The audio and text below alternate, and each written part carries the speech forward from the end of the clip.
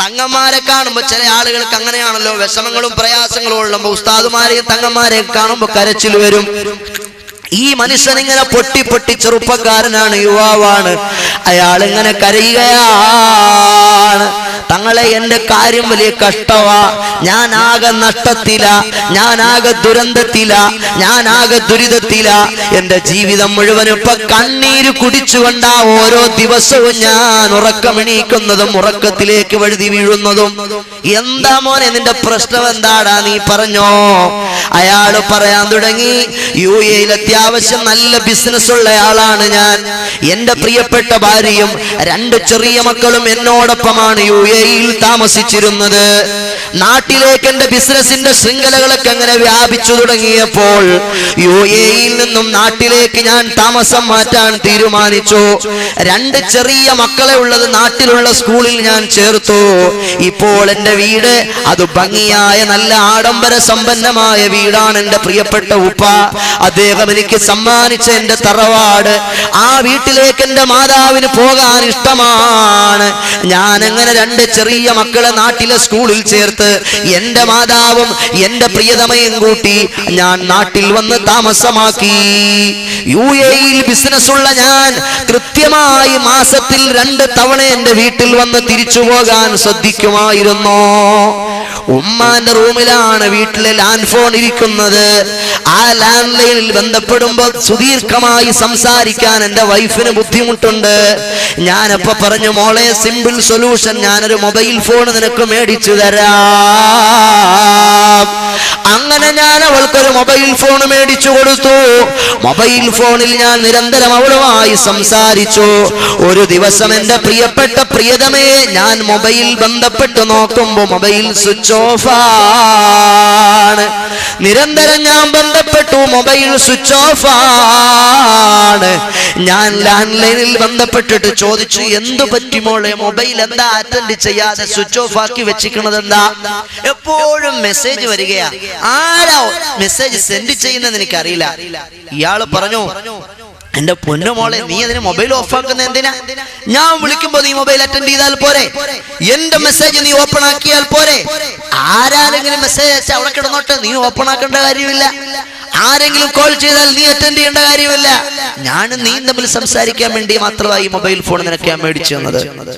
അങ്ങനെ വീണ്ടും മൊബൈൽ ഓണായി. ഈ ഭാര്യയെ സംബന്ധിച്ചു പറഞ്ഞാൽ നല്ല സ്വാലിഹത്തായ ഭാര്യയാണ്. കൃത്യമായി എന്നെ സുബഹി നിസ്കാരത്തിന് വിളിച്ചെഴുന്നേൽപ്പിക്കുന്ന എന്റെ പ്രിയപ്പെട്ട ഭാര്യ, എന്റെ പ്രിയപ്പെട്ട ഉമ്മാനെ സ്വന്തം ഉമ്മാനെക്കാളും സ്നേഹിക്കുന്ന, ശുശ്രൂഷിക്കുന്ന, സേവിക്കുന്ന എന്റെ പ്രിയപ്പെട്ട ഭാര്യ, എന്നെ ആത്മാവിനേക്കാൾ ജീവനേക്കാൾ സ്നേഹിക്കുന്ന എന്റെ പ്രിയപ്പെട്ട ഭാര്യ, എന്റെ ചെറിയ മക്കളെ വളരെ ആത്മാർത്ഥമായി ശുശ്രൂഷിക്കുന്ന എന്റെ പ്രിയപ്പെട്ട ഭാര്യ. ഞാനെങ്ങനെ മൊബൈൽ ഫോണിൽ ബന്ധപ്പെട്ടു തുടങ്ങി. ഒരു ദിവസം അതാ ഒരു ഉച്ചയുറക്കം, ഞാനിങ്ങനെ യു എയിലുള്ള എന്റെ ഫ്ലാറ്റിൽ ഞാനിങ്ങനെ വിശ്രമിക്കാൻ വേണ്ടി ഭക്ഷണം കഴിച്ചിട്ടൊന്ന് കിടന്നതേ ഉള്ളൂ. നാട്ടിൽ നിന്നൊരു ഫോൺ വരുന്നു. ഞാൻ അറ്റൻഡ് ചെയ്ത് നോക്കുമ്പോ മറുതലയ്ക്കൽ ഉമ്മയാണ്. ഉമ്മ പറഞ്ഞു, പൊന്നുമോനെ, എത്രയും പെട്ടെന്ന് നീ നാട്ടിലേക്ക് കയറി വരണം. എന്താ ഉമ്മ വിഷയം എന്താ? ഉമ്മ വിഷയമൊന്നും പറയുന്നില്ല, ഒരൊറ്റ കരച്ചിലാണ് ഉമ്മ. ഉമ്മ ഫോൺ വെച്ചു. ഞാൻ ഖത്തറിലുള്ള എന്റെ പ്രിയപ്പെട്ട സഹോദരിയുമായി ബന്ധപ്പെട്ട് നോക്കി, പെങ്ങളെ എന്താ പ്രോബ്ലം ഉള്ളത്, എന്താ കംപ്ലൈന്റ് ഉള്ളത്, എന്താ പ്രശ്നമുള്ളത് പറയ്. അവളൊന്നും പറയുന്നില്ല. അതേ പെങ്ങളുടെ അതേ സഹോദരിയുടെ ഭർത്താവിന് ഞാൻ ബന്ധപ്പെട്ടു, അദ്ദേഹവും ഖത്തറിലാണുള്ളത്. ഞാൻ ചോദിച്ചു, അളിയ എന്താ വിഷയം? ഉമ്മ എന്നെ വീട്ടിൽ നിന്ന് വിളിച്ചിട്ട് പെട്ടെന്ന് നാട്ടിലേക്ക് ചെല്ലാൻ പറഞ്ഞിട്ടുണ്ട്. ഉമ്മ കരയുന്നു. വിഷയങ്ങളൊന്നും എനിക്കറിയില്ല, മടിച്ചിട്ടാണെങ്കിലും അളിയനാണ് എന്നോട് ആ വിഷയം പറഞ്ഞത്. പ്രിയപ്പെട്ട സഹോദര, ആ 2 ചെറിയ മക്കളെ സ്കൂളിൽ പറഞ്ഞേച്ച നിന്റെ പ്രിയപ്പെട്ട ഭാര്യ, നിന്റെ പ്രിയപ്പെട്ട മാതാവ് ബാത്റൂമിൽ കയറുന്ന സമയം നോക്കി ആരുടെയോ കൂടെ എങ്ങോട്ടോ പോയിരിക്കുന്നു. ആരെ സംബന്ധിച്ചാണ് ഇത് പറയുന്നത് സഹോദരങ്ങളെ? ദീനിയായ ചിട്ടവട്ടങ്ങളിൽ വളർന്നൊരു പ്രിയപ്പെട്ട പൊന്നുമോളെ പറ്റിയാണ്. നമ്മുടെ വീട്ടുകളിൽ നമ്മുടെ ഭാര്യമാരുണ്ട്, നമ്മളെ ഒരുപാട് സ്നേഹിക്കുന്ന, നമുക്ക് സുബഹി നിസ്കാരത്തിന് നമ്മെ വിളിച്ചുണർത്തുന്ന, നമുക്ക് വേണ്ടി ദീനിന്റെ കാര്യങ്ങൾ നമ്മളോട് സ്നേഹപൂർവ്വം സതുപദേശം നടത്തി തരുന്ന നമ്മുടെ പ്രിയപ്പെട്ട ഉമ്മമാർ, നമ്മുടെ ഭാര്യമാർ, അവരെ അല്ലാഹു കാത്തുരക്ഷിക്കുമാറാകട്ടെ. നമ്മൾ ഓരോരുത്തരും വളരെ ഗൗരവപൂർവ്വം ആലോചിക്കേണ്ട വിഷയമാണ്. ഈ സഹോദരൻ പറയുന്നു, തങ്ങളെ, ഞാൻ അന്ന് വൈകുന്നേരം എമർജൻസി ടിക്കറ്റ് എടുത്ത് ഞാൻ എൻ്റെ വീട്ടിലേക്ക് ചെന്നു. വീട്ടിൽ ചെന്നിട്ട് ഞാൻ വളരെ വിഷമിച്ചു നോക്കുമ്പോൾ രണ്ട് ചെറിയ മക്കളെയും ഇങ്ങനെ ചേർത്ത് പിടിച്ചിട്ട് എൻ്റെ പ്രിയപ്പെട്ട മാതാവ് എന്നെ കണ്ടതും ആർത്തട്ടഹസിച്ച് നിലവിളിച്ച് കരയുകയാണ്. ആർത്തട്ടഹസിച്ച് നിലവിളിച്ച് കരയുകയാണ്. രണ്ട് ചെറിയ മക്കളും എന്നെ നോക്കിയിട്ട് വാപ്പിച്ച, ഞങ്ങളുടെ പ്രിയപ്പെട്ട ഉപ്പ, ഞങ്ങളുടെ ഉമ്മ എവിടെ പോയി എന്ന് ചോദിക്കുകയാണ്. എനിക്ക് അവരോട് മറുപടി പറയാൻ കഴിയുന്നില്ല. ഞാനാകെ വിഷണ്ണനായി, വിഷമിച്ചു ദുഃഖിതനായി ഒരു പ്രൈവറ്റ് അന്വേഷണ ഏജൻസിയെ ഏൽപ്പിച്ചിട്ട് ആ വിവരമൊന്ന് അന്വേഷിക്കാൻ, അവളെ പറ്റി എവിടെയെങ്കിലും വല്ല ഇൻഫർമേഷനും കിട്ടുമോ എന്ന് അന്വേഷിക്കാൻ അവരൊരുപാട് തലങ്ങും വിലങ്ങും അന്വേഷിച്ചു. ഒരു വിവരവുമില്ല. കാരണം പോലീസ് സ്റ്റേഷനിൽ പെറ്റീഷൻ കൊടുത്താൽ അതെനിക്ക് ഷെയ്മാണ്. നാട്ടിൽ അത്യാവശ്യം സ്റ്റാൻഡേർഡുള്ള, അത്യാവശ്യം ആളുകളിൽ നല്ല ഇസ്സത്തും അഭിമാനവും ഉള്ളയാളാണ് ഞാൻ. ഇങ്ങനൊരു ഇഷ്യൂ വന്നാൽ എന്റെ അഭിമാനത്തിന് അത് ക്ഷതമല്ലയോ എന്ന് ചിന്തിച്ച് ഞാൻ പെട്ടെന്ന് പോലീസിൽ പെറ്റീഷൻ കൊടുത്തില്ല. ഒടുവിൽ സഹികെട്ട് ഞാൻ പോലീസ് സ്റ്റേഷനിൽ പെറ്റീഷൻ കൊടുത്തപ്പോൾ അവർ അന്വേഷണം ആരംഭിച്ചു. ആദ്യം അവരുടെ നമ്പറിലേക്ക് വന്ന നിരന്തരം വന്ന മെസ്സേജുകളെ സംബന്ധിച്ച്, നിരന്തരം വന്ന മിസ് കോളുകളെ സംബന്ധിച്ച് അന്വേഷണം പൂർത്തിയാകുമ്പോൾ ഏതോ ഒരു കോട്ടയത്തുകാരനായ അന്യമത സഹോദരനാണ് അവരുടെ മൊബൈലിലേക്ക് നിരന്തരം ബന്ധപ്പെട്ടിരിക്കുന്നത്. അവൾ അങ്ങോട്ടും സംസാരിച്ചിരിക്കുന്നത്. അങ്ങനെ ഞങ്ങൾ ഡൽഹിയിൽ അന്വേഷിച്ചു, കോയമ്പത്തൂരിൽ അന്വേഷിച്ചു, ഒറീസയിൽ അന്വേഷിച്ചു, അങ്ങനെ നാഗർകോവിൽ അന്വേഷിച്ചു, അങ്ങനെ പല സ്ഥലങ്ങളിലും, പ്രധാനപ്പെട്ട ചെന്നൈയിലും മദ്രാസിലും കൽക്കട്ടയിലും ഒക്കെ അന്വേഷിച്ചു, ബോംബെയിൽ അന്വേഷിച്ചു. ഒരു തുമ്പും ഒരു വാലും ഒരു പിടുത്തവും കിട്ടിയില്ല. ഏകദേശം 8 മാസങ്ങൾ പിന്നിട്ട് പോയപ്പോൾ, വെറുതെ എന്നല്ല അവൾ ഇറങ്ങിപ്പോയത്, വെറുതെയല്ല, ആകെ ഉണ്ടായിരുന്ന അവളുടെ സെപ്പറേറ്റ് പ്രൈവറ്റ് ബാങ്ക് ഡിപ്പോസിറ്റിൽ ഉണ്ടായിരുന്ന 15ഓളം ലക്ഷം രൂപ പലപ്പോഴായി അവൾ പിൻവലിച്ചിട്ടുണ്ട്. വീട്ടിലെ അലമാരയിൽ ഭദ്രമായി സൂക്ഷിച്ചിരുന്ന 150ഓളം പവൻ അവൾ എടുത്തു പോയിട്ടുണ്ട്. ഇങ്ങനെ വലിയൊരു സമ്പാദ്യവുമായിട്ടാണ് അവൾ എസ്കേപ്പ് ആയിരിക്കുന്നത്. ഈ സഹോദരൻ സുബ്ഹാനല്ലാഹ് വളരെ വിഷമിതനായി, ദുഃഖിതനായി, വളരെ ഹതഭാഗ്യനായി മനുഷ്യൻ അവസാനം 8 മാസങ്ങൾക്ക് ശേഷം അയാൾക്കൊരു ഇൻഫർമേഷൻ ലഭിക്കുന്നു. ഡൽഹിയിലെ ഒരു ഫ്ലാറ്റിൽ നിന്നൊരു മലയാളിയായ പെൺകുട്ടിയുടെ ആത്മഹത്യ ചെയ്ത് സൂയിസൈഡ് ചെയ്തൊരു ജനാസയുണ്ട്. ആരെങ്കിലും ബന്ധപ്പെട്ട ആളുകളുണ്ടെങ്കിൽ വരണമെന്നറിയിച്ചൊരു പത്രവാർത്ത ഇയാൾ കാണാനിടയായി. ഈ സഹോദരൻ പെട്ടെന്ന് തന്നെ ഡൽഹിയിലേക്ക് വണ്ടി കയറി. അങ്ങനെ എത്രയെത്ര വാർത്തകൾക്ക് പിന്നാലെ അയാൾ പോയിട്ടുണ്ടെന്നറിയുമോ? ഒരുപാട് എല്ലാ പത്രങ്ങളും തിരയും തന്റെ പ്രിയപ്പെട്ട പ്രിയതമയുടെ ഫോട്ടോയുണ്ടോ? വരുന്ന എല്ലാ ദിനപത്രങ്ങളും അയാൾ മറിച്ചു നോക്കും. എന്റെ പ്രിയപ്പെട്ട ഭാര്യയെ പറ്റി വല്ല വിവരവുമുണ്ടോ? എത്രയോ ഡെഡ് ബോഡികൾ അയാൾ പോയി കണ്ടിരിക്കുന്നു, എത്രയോ ജനാസകൾ അയാൾ പോയി കണ്ടിരിക്കുന്നു. ഒടുവിൽ ഈ ജനാസ കാണാൻ വേണ്ടി അയാൾ ഡൽഹിയിലേക്ക് പോയി.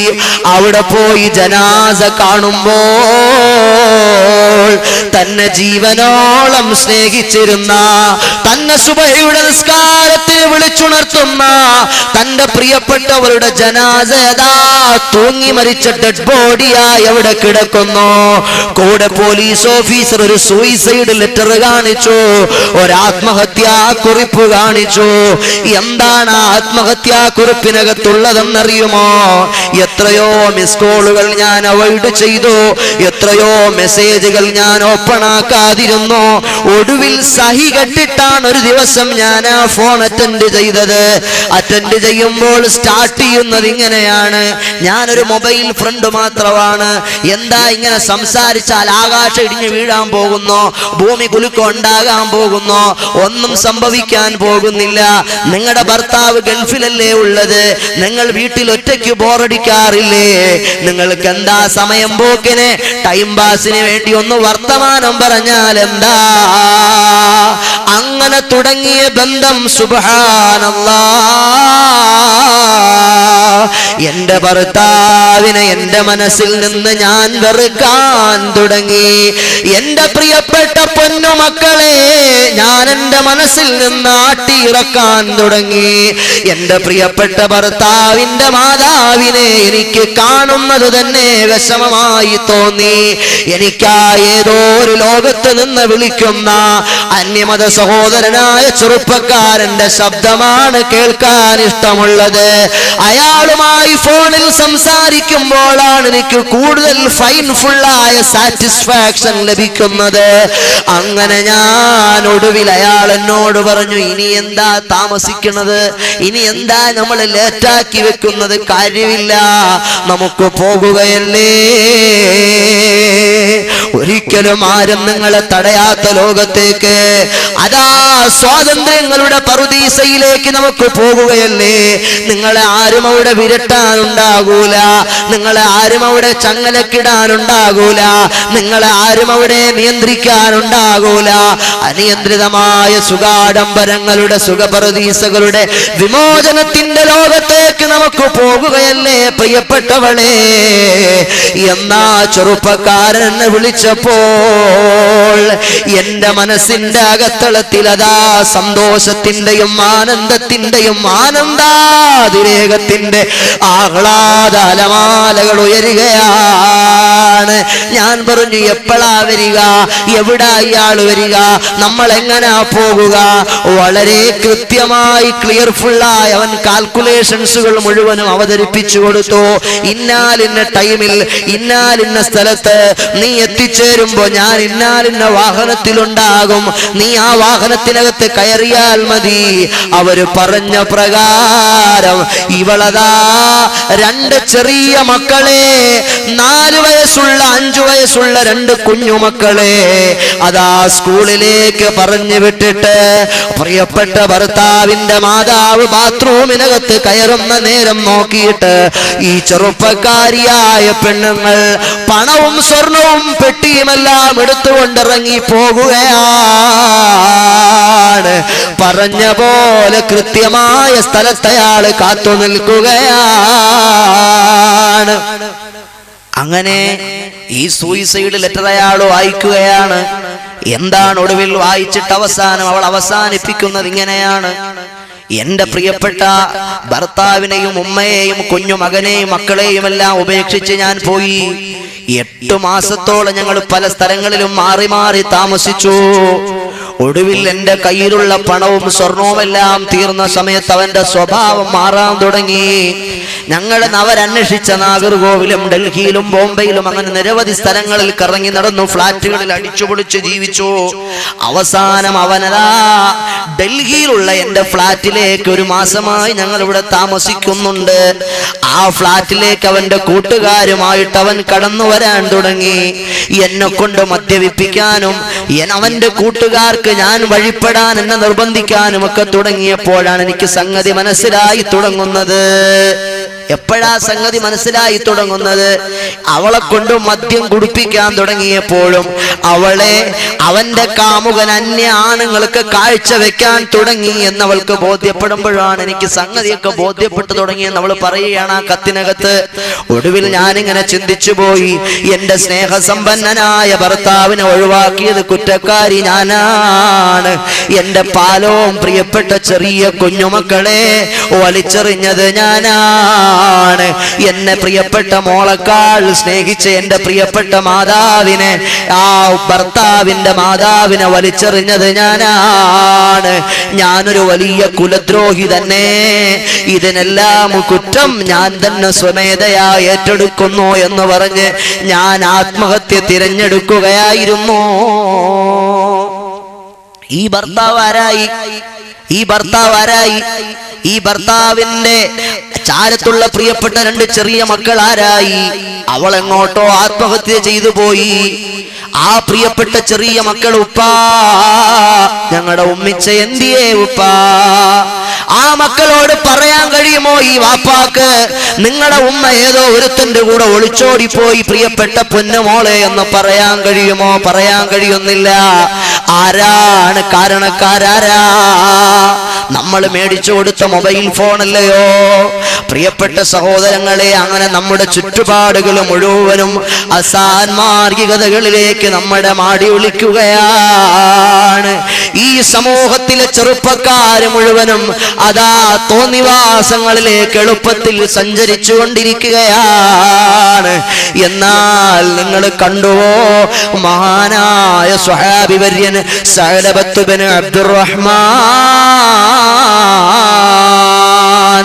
ആരാണ് സഅലബത്ത് ബിൻ അബ്ദുറഹ്മാൻ? അല്ലാഹുവിന്റെ റസൂലിന്റെ മദീനയിലെ പള്ളിയിൽ ഒരു പാവപ്പെട്ട സഹാബി കടന്നു വരികയാണ്. നമ്മുടെ ദർസുകളിൽ പാവപ്പെട്ട മുത്തഅല്ലിമീങ്ങൾ വരുമ്പോ ഹാജിയാരെ വിളിച്ചിട്ട് ഉസ്താദ് പറയും, ഹാജിയാരെ ഈ കുട്ടി ഒരു പാവപ്പെട്ട കുട്ടിയാ, നിങ്ങൾ വീട്ടിൽ കൊണ്ടുപോയി ഭക്ഷണം കൊടുക്കണം, നിങ്ങൾ വീട്ടിൽ കൊണ്ടുപോയി അവനെ സംരക്ഷിച്ചു കൊള്ളണം എന്നൊക്കെ പറയുന്നത് പോലെ ഈ പാവപ്പെട്ട സഅലബ എന്ന സഹാബിയെ മുതലാളിയായ പ്രമാണിയായ ഒരു സഹാബിയെ ഏൽപ്പിച്ചിട്ട് റസൂലുള്ള പറഞ്ഞു, മോനെ ഇവനെ നിന്റെ സഹോദരനെ പോലെ നീ കരുതണം, നിന്റെ വീട്ടിൽ ഇയാളെ താമസിപ്പിക്കണം, അയാൾക്ക് വേണ്ട എല്ലാ സൗകര്യങ്ങളും നീ ഒരുക്കി കൊടുക്കണം. ആ സഹാബി വര്യനത് സമ്മതിച്ചു. ഒടുവിലതാ 2 പേരും കൂടി വീട്ടിൽ താമസമാകുകയാണ്. എന്റെ ചെറുപ്പക്കാരെ, നിങ്ങൾ ശ്രദ്ധിക്കണേ. എന്റെ ഉമ്മമാരെ, നിങ്ങളുടെ ശ്രദ്ധ അല്പനിമിഷം ഇവിടേക്ക് നൽകണേ. 13 കൊല്ലത്തോളം താമസിച്ചു. ഈ 13 കൊല്ലം താമസിക്കുമ്പോഴും എങ്ങനെ? ഈ 13 കൊല്ലം താമസിക്കുമ്പോഴും മഹാനായ സഅലബത്ത് ബിൻ അബ്ദുറഹ്മാൻ എന്ന സഹാബി മദീനയുടെ പള്ളിയിൽ നിസ്കാരം നിർവഹിച്ചിട്ട് തിരിച്ചു വരുമ്പോൾ, മദീനയിലെ പള്ളിയിൽ ജമാഅത്തിന് പ്രവാചക പുങ്കവർക്കൊപ്പം കൂടിയിട്ട് തിരിച്ചു വരുമ്പോൾ ആ വീട്ടിലെ വേലക്കാരിയായ പെണ്ണ് വിളിച്ചു പറയുന്നു, എന്റെ പ്രിയപ്പെട്ട യജമാന. മുതലാളിയായ സഹാബിയോട് ആ വീട്ടിലെ വേലക്കാരിയായ പെണ്ണ് പറയുന്നു, യജമാന, ജാഅ സദീഖുൽ അഅമാ, ജാഅ സദീഖുൽ അഅമാ. കൺകുരുടനായ നിങ്ങളുടെ കൂട്ടുകാരൻ, കൺകുരുടനായ നിങ്ങളുടെ സ്നേഹിതൻ ഇതാ വരുന്നു, ഇതാ വരുന്നു.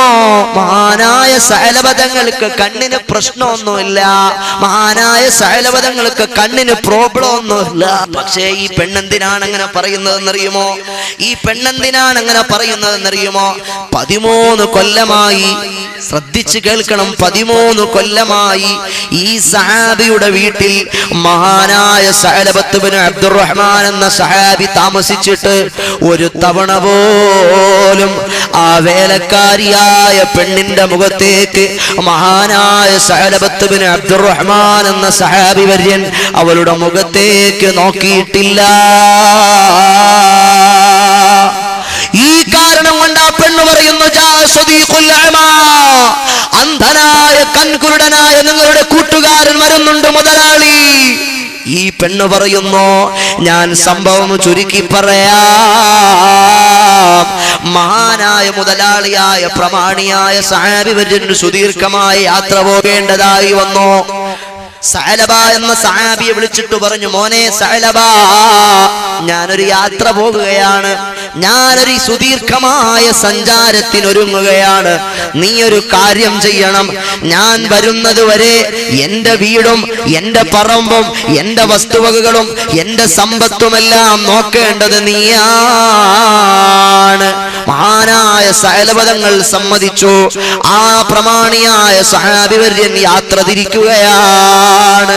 സുദീർഘമായ യാത്രയ്ക്ക് പോയി. അപ്പോഴതാ സഅലബത്ത് ബിൻ അബ്ദുറഹ്മാൻ എന്ന സഹാബി, പ്രമാണിയായ ഈ സഹാബിയുടെ വീട്ടിന്റെ അകത്തളത്തിൽ താമസിക്കുന്ന സഹാബിയുടെ മനസ്സിലേക്ക് പിശാച് കടന്നു വരികയാണ്. പിശാച് കടന്നു വന്നിട്ട് പറഞ്ഞു, ഡോ സഅലബ, സഅലബ, നിന്റെ കൂട്ടുകാരൻ അവിടെ പോയി? സുദീർഘമായ യാത്രയ്ക്ക് പോയി അല്ലേ? നീ നിന്റെ കൂട്ടുകാരന്റെ വൈഫിനെ കണ്ടിട്ടുണ്ടോ? പിശാച് പറയുന്നത് നല്ല കാര്യമാ, പിശാച് പറയുന്നത് നല്ല കാര്യമാ. നീ നിന്റെ കൂട്ടുകാരന്റെ വൈഫിനെ കണ്ടിട്ടുണ്ടോ? കണ്ടിട്ടില്ലല്ലോ. നിന്റെ വൈഫ്, നിന്റെ കൂട്ടുകാരന്റെ വൈഫിനെ ആരേലും തട്ടിക്കൊണ്ടു പോകാൻ വന്നാൽ, അതല്ലെങ്കിൽ ആരെങ്കിലും തട്ടിക്കൊണ്ടു പോയാൽ നിനക്ക് ആ പെണ്ണിനെ പോയി മോചിപ്പിക്കണ്ടായോ? മോചിപ്പിക്കണമെങ്കിൽ ആ പെണ്ണിനെ നീ കാണണ്ടായോ? നീ ഇങ്ങനെ കാണാതെ ഇരുന്നാൽ അത് നിന്റെ കൂട്ടുകാരന്റെ ഭാര്യ എങ്ങനാ നിനക്ക് മനസ്സിലാകുന്നത്? ശൈത്താൻ പറഞ്ഞത് കാര്യവാ, ഇബ്ലീസ് പറഞ്ഞത് കാര്യവാ. ഈ മഹാനായ സഹാബി വര്യൻ അകത്തളത്തിലേക്ക് കടന്നു ചെന്നു. അടുക്കളയുടെ അരമനയുടെ അകത്തളത്തിലേക്ക് കടന്നു ചെന്നപ്പോൾ ആ മഹദിയായ സ്വഹാബിയത്തിനെ ഒരു തവണയൊന്ന് നോക്കി, രണ്ടാമതൊന്ന് നോക്കി, മൂന്നാമതൊന്ന് നോക്കുന്നത് കണ്ടപ്പോൾ ആ മഹദിയായ സ്വഹാബിയത്തായ വനിത ചോദിച്ചു, എടോ സഅലബ, അല്ലാഹുവിന്റെ നരകത്തെ പേടിക്കാതെ നീ എന്തിനാണ് ഹറാം ചെയ്യുന്നത് സഅലബ? ഇത്രയും കാലം എന്റെ വീട്ടിൽ നീ താമസിച്ചിരുന്നോ? നീ എന്റെ അരമനയുടെ അകത്തളത്തിലേക്ക് ധൈര്യസമേതം എന്റെ ഭർത്താവില്ലാത്ത നേരത്ത് നീ എന്തിനാണ് കടന്നു വന്നതെന്ന് അല്ലാഹുവിന്റെ നരകത്തെ പേടിക്കാതെ നിനക്ക് എങ്ങനെ ഹറാം ചെയ്യാൻ തോന്നുന്നു എന്ന് ഈ അൻസാരിയായ പെങ്ങളങ്ങോട്ട് ചോദിച്ചപ്പോൾ, സഹോദരന്മാരെ, സഅലബത്ത് ബിൻ അബ്ദുറഹ്മാന്റെ മനസ്സിന്റെ അകത്തളത്തിൽ ഇടുത്തി പോലെയാണ് ഈ ചോദ്യം എന്ന് പതിച്ചത്. അദ്ദേഹം രണ്ട് കൈകളും തലയിൽ വെച്ചിട്ട് ആലോചിച്ചു പോയി, പടച്ചവനെ, അല്ലാഹുവിന്റെ നരകത്തെ പേടിക്കാതെ ഞാൻ എങ്ങനെയാണ് ഹറാം ചെയ്തത്? അല്ലാഹുവിന്റെ നരകത്തെ പേടിക്കാതെ ഞാൻ എങ്ങനെയാണ് ഹറാം ചെയ്തത്? ഈ മനുഷ്യൻ ഇങ്ങനെ ആലോചിച്ച് വിരളി പൂണ്ടുകയാണ്. ഞാൻ ഈ ചെയ്തത് മദീനയിലെ നബി അറിയുമോ? ഞാൻ ഈ ചെയ്തത് എന്റെ റസൂലുള്ള അറിയുമോ? അയാൾ ഇറങ്ങി ഓടുകയാണ്. ഓടി ഓടി ഓടി ഓടി വിജനമായ മക്കയുടെയും മദീനയുടെയും ഇടയ്ക്കുള്ളൊരു മലമ്പ്രദേശത്ത് ഒരു താഴ്വാരത്ത് പോയി അയാൾ ഏകാന്തവാസിയായി താമസിക്കുകയാണ്. ദിവസങ്ങൾ പിന്നിട്ടു പോയി. ഏകദേശം 40ഓളം ദിവസങ്ങൾ പിന്നിട്ടു പോകുമ്പോൾ മറ്റേ സഹാബി വര്യൻ യാത്ര കഴിഞ്ഞ് തിരിച്ചു വന്നു. യാത്ര കഴിഞ്ഞ് തിരിച്ചു വന്നപ്പോൾ എല്ലാ യാത്രക്കാരെയും സ്വീകരിക്കാൻ അതിർത്തിയിൽ ആളുകളുണ്ട്. ഇദ്ദേഹത്തെ സ്വീകരിക്കാൻ സഅലബത്ത് ബിൻ അബ്ദുറഹ്മാൻ എന്ന സഹാബി വന്നിട്ടില്ല. അദ്ദേഹം ആലോചിച്ചു, എല്ലാരും വന്നല്ലോ, എന്തേ എന്റെ സഅലബ വരാത്തത്? അയാൾ എവിടെ പോയി? എന്തുകൊണ്ടാ അയാൾ വരാത്തത് എന്നിങ്ങനെ ചിന്തിച്ച് വീട്ടിലേക്ക് കടന്നു ചെന്നു. വീട്ടിലേക്ക് ചെല്ലുമ്പോ ഭാര്യ വിഷയങ്ങളൊക്കെ ഇങ്ങനെ അവതരിപ്പിച്ചു കൊടുത്തു. ആ നേരത്തെ അദ്ദേഹം നേരെ റസൂലുള്ളാഹിന്റെ ചാരത്തേക്ക് ചെന്ന് വിവരം പറഞ്ഞു. മഹാനായ റസൂലുള്ളാഹി സ്വല്ലല്ലാഹു അലൈഹി വസല്ലമ തങ്ങൾ ഉമറുൽ ഫാറൂഖ് തങ്ങളെയും സൽമാനുൽ ഫാരിസി തങ്ങളെയും വിളിച്ചിട്ട് പറഞ്ഞു, നിങ്ങൾ സഅലബത്ത് ബിൻ അബ്ദുറഹ്മാനെ അന്വേഷിക്കണേ.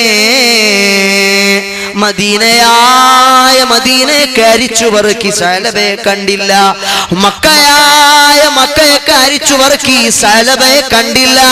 നേരെ റസൂലുള്ളാഹിന്റെ ചാരത്ത് വന്നിട്ട് പറഞ്ഞു, നബിയേ, ഞങ്ങൾ സഅലബയെ കണ്ടില്ല. ആ നേരത്ത് റസൂലുള്ള പറഞ്ഞു, മക്കയുടെയും മദീനയുടെയും ഇടയ്ക്കുള്ളൊരു താഴ്വാരത്ത് നിങ്ങൾ പോക, അവിടെ അബ്ദുറഹ്മാൻ ഉണ്ടാകും, അദ്ദേഹത്തെ നിങ്ങൾ പോയി വിളിച്ചു കൊണ്ടുവരീൻ. ഈ സഹാബിമാർ രണ്ടുപേരും അവിടെ ചെന്ന് നോക്കുമ്പോ വിജനമായൊരു സ്ഥലമാണ്. ആൾപ്പാർപ്പൊന്നും അവിടെ കാണുന്നില്ല, ആളുകൾ താമസിക്കുന്ന അടയാളവും അവിടെ ഇല്ല. നോക്കുമ്പോ കുറെ ആട്ടിൻ പറ്റങ്ങളെയും കൊണ്ട് ഒരു ആട്ടിടയൻ ഇങ്ങനെ നടന്നു വരുന്നുണ്ട്. ഈ ആട്ടിടയനെ കണ്ടപ്പോ ചോദിച്ചു, പിന്നെ ഞങ്ങൾ മദീനന്ന് വരുക, ഞങ്ങൾ മുത്തുനബിയുടെ അടുത്തുനിന്ന് വരികയാ, ഞങ്ങളൊരു കൂട്ടുകാരൻ ഈ പരിസരത്ത് എവിടെയോ അകപ്പെട്ടിട്ടുണ്ട്, നിങ്ങൾ അദ്ദേഹത്തെ കണ്ടിട്ടുണ്ടോ? മുത്തുനബിയുടെ അടുത്ത് നിന്ന് വരുന്ന ആളുകളാണോ? മുഹമ്മദ് നബി സല്ലല്ലാഹു അലൈഹി വസല്ലമ തങ്ങൾ അന്വേഷിക്കാൻ മാത്രം യോഗ്യനായ ഒരാളൊന്നും ഇവിടെ ഇല്ല. പിന്നൊരു ഭ്രാന്തനായ മനുഷ്യനുണ്ട്, ഒരു മതിഭ്രമത പിടിച്ച മനുഷ്യനുണ്ട്. അയാളാണെങ്കിൽ കുറെ കൂടെ ഇരുട്ടണം, കുറെ കൂടെ സൂര്യൻ അസ്തമിക്കണം. ഇരുട്ട് പരക്കുന്ന നേരത്ത് ഏതോ ഒരു ഗുഹാമുഖത്തൊളിച്ചിരിക്കുന്ന മനുഷ്യൻ പെട്ടെന്ന് ഇങ്ങനെ പ്രത്യക്ഷപ്പെടും. രണ്ട് കൈയും ഇങ്ങനെ തലയിൽ അയാൾ വെക്കും. അയാൾ ഉച്ചത്തിൽ നിലവിളിക്കും, അല്ലാഹുവിന്റെ നരകത്തെ പേടിക്കാതെ ഹറാം കണ്ടുപോയവനേ എന്നിങ്ങനെ നിലവിളിച്ചുകൊണ്ട് തറയിൽ കിടക്കുന്ന മണൽത്തരികളെടുത്ത് വാരി തലയിലേക്ക് ഇട്ടുകൊണ്ട് നിലവിളിക്കുന്ന ഒരു മനുഷ്യനുണ്ട്, ഒരു ഭ്രാന്തനായ മനുഷ്യൻ. നിങ്ങൾ അയാളെയാണ് കാക്കുന്നതെങ്കിൽ കുറച്ചു നേരം ഇവിടെ വെയിറ്റ് ചെയ്ത് നിൽക്കൂ, ഇരുട്ട് ശക്തിയായെന്ന് പരക്കട്ടെ. അയാൾ ഈ മരടി വാരത്തിൽ ഏതോ ഒരു ഗുഹാമുഖത്ത് ഒളിച്ചിരിക്കുകയാണ്. അയാൾ കടന്നു വരും. മഹാനായ ഈ സഹാബിമാർ രണ്ടുപേരും അവിടെ കാത്തു നിന്നു. ഇരുട്ടിങ്ങനെ പരന്നപ്പോൾ അതാ ഏതോ ഒരു ഗുഹയുടെ അടിവാരത്തൊളിച്ചിരുന്ന സഅലബത്ത് ബിൻ അബ്ദുറഹ്മാൻ എന്ന സഹാബി വര്യൻ രണ്ട് കൈകളും തലയിൽ വെച്ചുകൊണ്ട് നിലത്ത് കിടന്ന മണലുകളെല്ലാം വാരി തലയിലേക്ക് ഇങ്ങനെ ഇട്ടുകൊണ്ട് ആർത്തട്ടഹസിച്ച് നിലവിളിക്കുന്നു, അല്ലാഹുവേ, എന്നെ നരകത്തെ തൊട്ട് നീ കാക്കണേ അല്ലാ, നിന്റെ നരകത്തെ പേടിക്കാതെ ഞാനൊരു ഹറാമ് ചെയ്തു പോയി അല്ലാ. ഞാനും നിങ്ങളും ആലോചിച്ചു നോക്കുക എന്റെ പ്രിയപ്പെട്ട യുവാക്കളെ, നമ്മൾ എത്ര തോന്നിവാസങ്ങളാ നമ്മുടെ ജീവിതത്തിൽ ചെയ്യുന്നത്, നമ്മൾ എത്ര തെറ്റുകളാ നമ്മുടെ ജീവിതത്തിൽ ചെയ്യുന്നത്. നമുക്ക് ആർക്കെങ്കിലും വല്ല ആശങ്കയോ വല്ല ടെൻഷനോ നമ്മുടെ കൽബുകളെ എപ്പോഴെങ്കിലും നോവിക്കാറുണ്ടോ? മഹാന്മാരായ സഹാബിമാര് നോക്കുമ്പോ സഅലബ എന്ന സഹാബി ആകെ മാറിയിരിക്കുന്നു.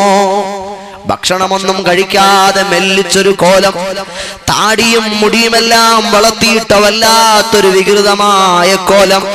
നേരെ ചെന്നിട്ട് പറഞ്ഞു, ഞാൻ ഉമറുൽ ഫാറൂഖാണ്, ഇത് സൽമാനുൽ ഫാരിസിയാണ്, ഞങ്ങൾ റസൂലുള്ളാഹിന്റെ ചാരത്ത് നിന്ന് ഹബീബ് പറഞ്ഞിട്ട് വരുന്ന ആളുകളാണ്. നിങ്ങളെ ഹബീബ് വിളിക്കുന്നുണ്ട്, യദ്ഊക റസൂലുള്ളാഹ്. ഈ മനുഷ്യൻ പറഞ്ഞു, ഞാൻ വരൂല. എന്റെ ഈ കണ്ണുകൾ കണ്ടോ, അല്ലാഹുവിന്റെ നരകത്തെ പേടിക്കാതെ ഹറാമ് കണ്ടുപോയ കണ്ണുകൾ. ഈ കണ്ണുകളുമായിട്ട് ഞാൻ എങ്ങനെ റസൂലുള്ളാഹിന്റെ ചാരത്തേക്ക് കടന്നു വരും? ഈ കണ്ണുകളുമായിട്ട് ഞാൻ എങ്ങനെ ഹബീബിന്റെ ചാരത്തേക്ക് കടന്നു വരും? സാധ്യമല്ല, ഞാൻ വരില്ല. മഹാനായ ഉമറുൽ ഫാറൂഖ് റളിയല്ലാഹു അൻഹുവിനോട് അദ്ദേഹം ഇത് സംസാരിക്കുമ്പോൾ മഹാനായ ഫാറൂഖ് തങ്ങൾ പറഞ്ഞു, മോനെ, ആരാ നിന്നെ വിളിച്ചതെന്നറിയുമോ? റസൂലുള്ളാഹി തങ്ങളാണ്. മുത്തുനബി വിളിച്ചാൽ എന്താ പ്രത്യേകത എന്നറിയുമോ? ഫർദ് നിസ്കാരത്തിലാണെങ്കിലും റസൂലുള്ള വിളിച്ചാൽ ഉത്തരം ചെയ്യണമെന്നാണ് ഇസ്ലാമിന്റെ ശരീഅത്തിന്റെ നിയമമുള്ളത്. അതുകൊണ്ട് ഹബീബ് വിളിക്കുന്നു, നീ മദീനത്ത് വന്നേ പറ്റൂ. അപ്പോൾ ഇയാള് പറയുകയാണ്, ഈ സഹാബി വര്യൻ പറയുകയാണ്, ഞാൻ വരാം, പക്ഷേ നിങ്ങൾ എന്നെ എന്ത് ചെയ്യണമെന്നറിയുമോ? എന്റെ കാലിൽ നിങ്ങൾ ചങ്ങല കൊണ്ട് ബന്ധിക്കണം. എന്റെ കാലിൽ ചങ്ങല കൊണ്ട് ബന്ധിച്ചിട്ട് എന്നെ നിങ്ങൾ മുഖം കുത്തിയ രീതിയിൽ ഈ കാട്ടിൽ നിന്ന് വലിച്ചിഴച്ചു കൊണ്ട് ഹബീബിന്റെ ചാരത്തേക്ക് പോകണം. കാരണം തെറ്റ് ചെയ്തു പോയി, കണ്ണുകളുള്ള തല ഇങ്ങനെ തറയിൽ കിടന്ന് ഒരഞ്ഞൊരഞ്ഞു മുറിവാകട്ടെ.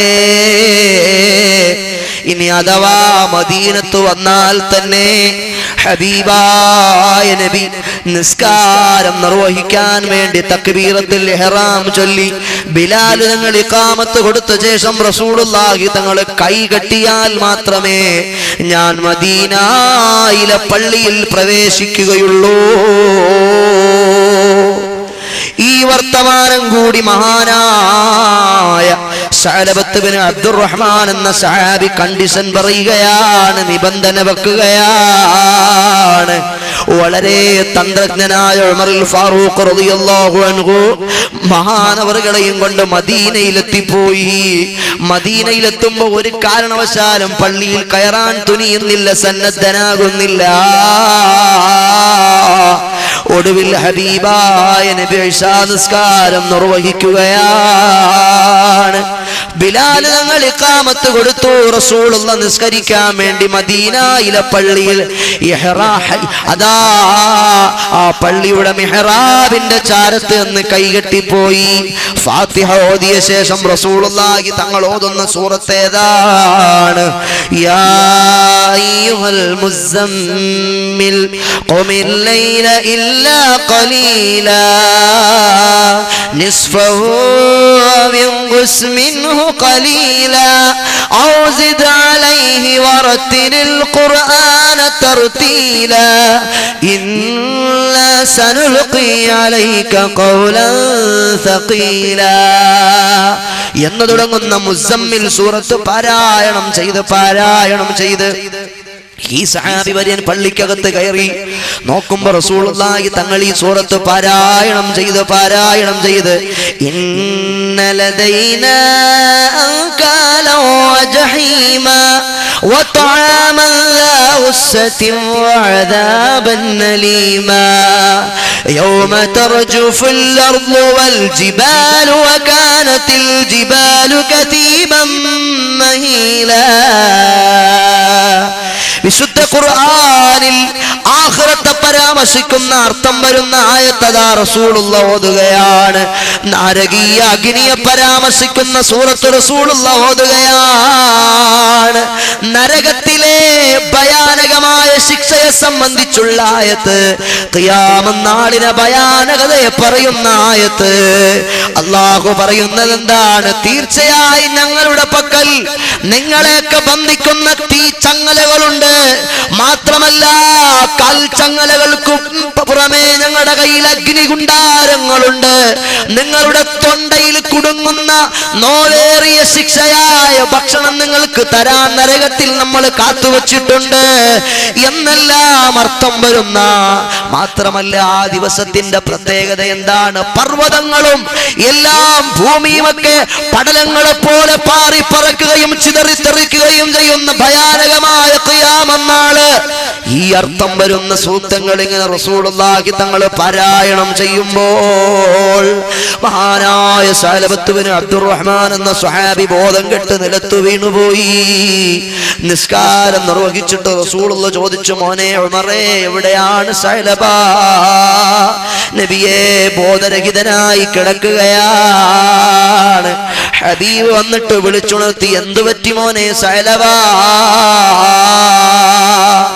അവിടുന്ന് പറയുന്നു, നബിയേ, തൊടല്ലേ നബിയേ, എന്നെ സ്പർശിക്കല്ലേ നബിയേ, ഈ കണ്ണുകൾക്ക് അവിടുത്തെ മുഖം കാണാൻ യോഗ്യതയില്ല, ഈ കണ്ണുകൾക്ക് ഈ തലകൾക്ക് അവിടുത്തെ നേർക്കിങ്ങനെ തിരിക്കാൻ അർഹതയില്ല.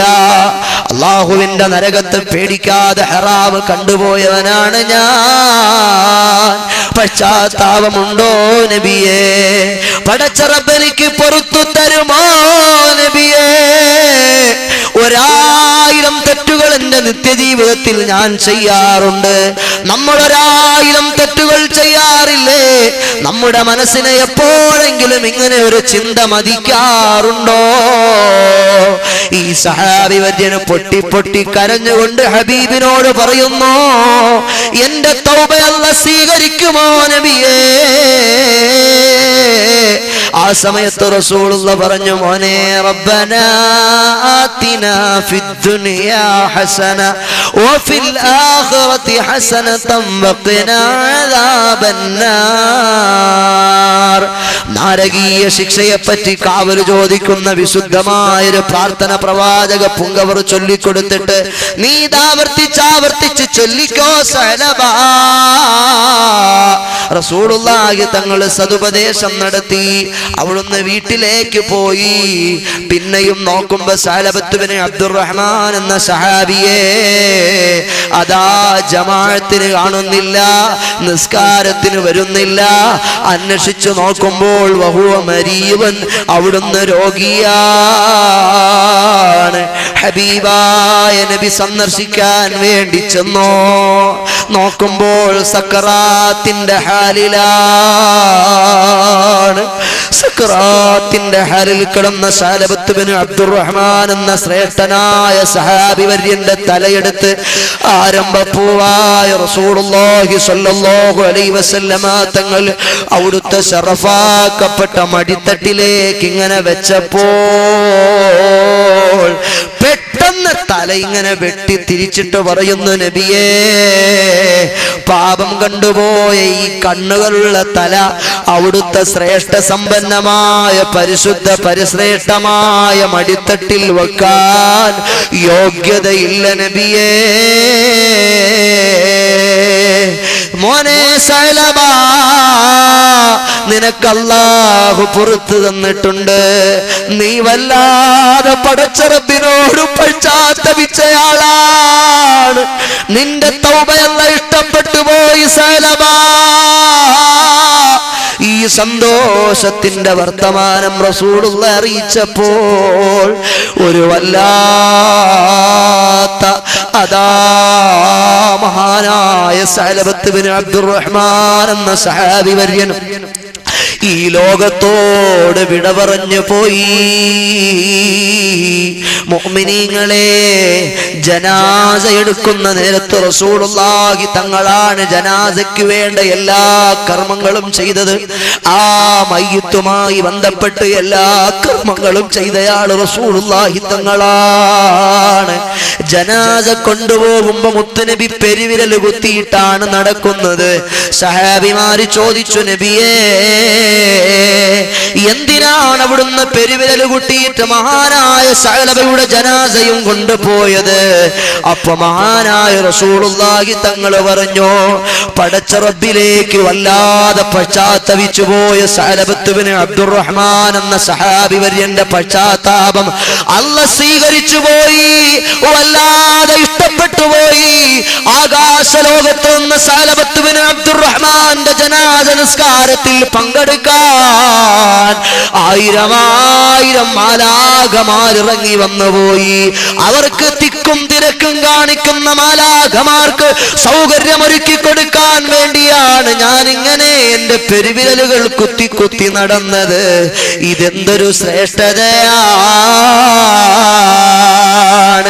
ഇതെന്തൊരു പവിത്രതയാണ്. ആധുനിക ലോകത്തെ ചെറുപ്പക്കാരോട് ഈ തിയറീസുകൾ പറഞ്ഞാ മനസ്സിലാകുവോ? ഇതൊക്കെ പ്രസംഗിച്ചാൽ ആരെങ്കിലും ഉൾക്കൊള്ളുവോ? ഇന്നെല്ലാവരും പ്രണയത്തിന്റെ പിന്നാലെ പായുന്ന ആളുകളാണ്. ദിനേന ദിനം പ്രതി എത്ര ഹറാമുകൾ ഞാനും നിങ്ങളും കാണാറുണ്ട്. നമ്മുടെ മനസ്സിന്റെ അകത്തളങ്ങളിൽ എവിടെയെങ്കിലും വല്ല വേദനയുമുണ്ടോ? അതെന്തുകൊണ്ടാണ് വരാത്തത്? നമ്മുടെ ഖൽബിൽ ഈമാനിന്റെ കുറവുള്ളത് കൊണ്ടാണ്. നമ്മുടെ മനസ്സുകൾ അത് റെഡിയാകാത്തത് കൊണ്ടാണ്. നമ്മുടെ മനസ്സുകൾ നന്നായെങ്കിൽ നമ്മൾ ഓരോ ഹറാം വരുമ്പോഴും നമ്മൾ ഓടി ഓടി ഒളിക്കുമായിരുന്നു. അല്ലെങ്കിൽ നമ്മൾ നിത്യേന ഹറാം കണ്ടും ചെയ്തും നമുക്ക് അതിനോടൊരു താതാത്മ്യം, ഒരു സ്നേഹം, ഒരു അടുപ്പം, ഒരു അഭിവാഞ്ച നമ്മുടെ മനസ്സിൽ ഉടലെടുത്തിരിക്കുന്നു. തെറ്റുകളോട് നമ്മുടെ മനസ്സുകൾക്ക് ഈർഷ്യതയില്ലാത്തൊരവസ്ഥ സംജാതമായിരിക്കുന്നു. ഇതെന്തൊരു കഷ്ടമാണ് സഹോദരങ്ങളെ. എല്ലാവരും ഇന്ന് പ്രണയത്തിന്റെ പിന്നാലെ പോകാത്ത ചെറുപ്പക്കാരാരാ? കോളേജിൽ പഠിക്കുന്ന എല്ലാ ചെറുപ്പക്കാർക്കും 1, 2, 3, 4, 10, 15 ലവേഴ്സ് ഉണ്ട്. നിങ്ങൾ പരിശോധിച്ചു നോക്കുക. ഇതൊക്കെ വെറുതെ പറയുന്നതാണോ? എന്തൊരു കഷ്ടമാണ്, എന്തൊരു ദുരന്തമാണ്, എന്തൊരു ദുരിതമാണ്. എല്ലാവരോടും പറയും, പൊന്നെ നീ എന്റെ കരള്, നിന്നെ അല്ലാതെ ഈ മനസ്സിനകത്ത് വേറൊരുത്തിയെ ഞാൻ കുടിയിരുത്തിയിട്ടേ ഇല്ല. നീ ഇല്ലാതെ എനിക്ക് ജീവിതം ദുസ്സഹവാ, നീ ഇല്ലാതെ എനിക്ക് ജീവിക്കാൻ പറ്റത്തില്ല, നീ ഇല്ലാതെ എനിക്കൊരു നിമിഷം സങ്കല്പിക്കാൻ കഴിയത്തില്ല എന്ന് ഈ 15 എണ്ണത്തിനോട് ഇവൻ ഇതേ വാക്ക് തന്നെ പറയും. എന്ത് ചെയ്യാനാ? പാവങ്ങൾ പണ്ടാരങ്ങൾ വിശ്വസിച്ചു പോകും. എന്നിട്ടെല്ലാം ഹലാക്കാക്കിയിട്ട് അവസാനം പൊടി നീ ഡേറ്റ് എക്സ്പയർ ആയി പോയി, എനിക്കിനി വെറൈറ്റീസ് ആവശ്യം, എനിക്ക് വേറെ ഒരു ലൈനുണ്ട്, അവളുമായി ഞാൻ പ്രണയത്തിലായി പോയി, എന്റെ കല്യാണം ഫിക്സഡ് ആയി പോയി, അതുകൊണ്ട് നീയുമായിട്ട് എനിക്ക് പറ്റത്തില്ല. ഇത് കേൾക്കുമ്പോഴത്തേക്ക് എന്റെ പൊന്നാര ഹബീബേ, നിങ്ങളെ കാത്ത് ഞാൻ എത്രയും നാളിരുന്നു.